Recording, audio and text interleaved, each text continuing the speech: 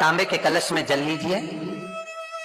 उस जल में अक्षत के 7 दाने डाल लीजिए।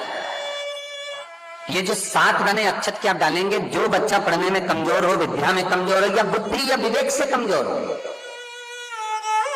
मैं उनके लिए भी कहूंगा जिनकी बुद्धि ही काम नहीं करती, जो मानसिक विकलांगता के प्रति, आज आपका विवेक शांत नहीं है, बहुत क्रोध आ रहा है, चिड़चिड़ प्रवृत्ति हो रही, घर में अच्छा नहीं लग रहा, परिवार में बात कर रहे हो और मन शांत नहीं है, मैं उनके लिए भी कहूंगा कि जो भगवान के मंदिर जाते हो और मंदिर में जाकर उनको चित्त ना लगता हो, भगवान के मंदिर में पहुंचकर उनको मूर्ति का दर्शन कर ठीक ना लगता हो, वहां पर भी उनको श्रेष्ठता नहीं लगती, उनके लिए भी कहूंगा चावल के 7 दाने जल के पात्र में डाल लीजिए और मात्र 5 पुष्प सफेद जल के पात्र में डाल लीजिए।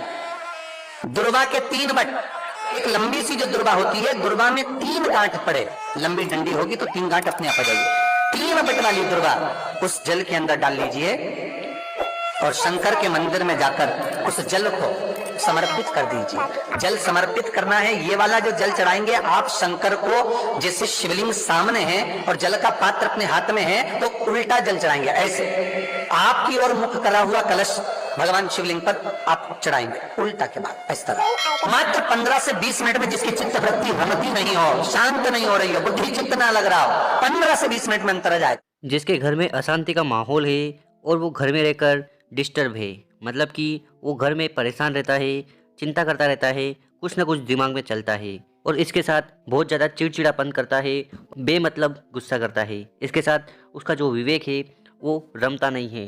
तो ऐसी कौन सी भी प्रॉब्लम हो उसके लिए उपाय है। क्या करना है, सबसे पहले आपको लेना है एक जल का लोटा या एक पात्र, उसमें आपको जल भरना है।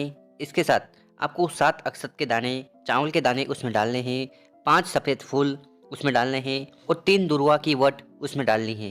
ध्यान रहे कि जो दुर्वा आप लो उसमें 3 गांठ लग जाए, ऐसी दुर्वा आपको लेनी है। इन तीनों सामग्री को इकट्ठा कर कर आपको जाना है शिव मंदिर। शिव मंदिर में पहुंचने के बाद शिवलिंग के पास जाकर आपको खड़े हो जाना है और जो जल का पात्र आप अपने घर से लाए हो उसको आपको शिवलिंग के ऊपर समर्पित कर देना है। पर यहाँ पर आपको समर्पित कैसे करना है वो देख लीजिएगा।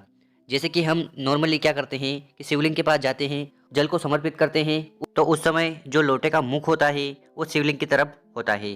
पर यहाँ पर इस उपाय में आपको क्या करना है कि जब आप शिवलिंग के ऊपर जल समर्पित कर रहे हो तो जल का जो मुख होगा, लोटे का जो मुख होगा वो हमारी तरफ होना चाहिए। तो ये ध्यान रखना है कि आपका जो लोटे का मुख होना चाहिए वो अपनी तरफ होना चाहिए, मतलब कि आपको उल्टा जल समर्पित करना है। और इसके बाद जो भी समस्या चल रही है, जो भी इच्छा है, जो भी कामना है, वो शिव भगवान से आपको कह देनी है।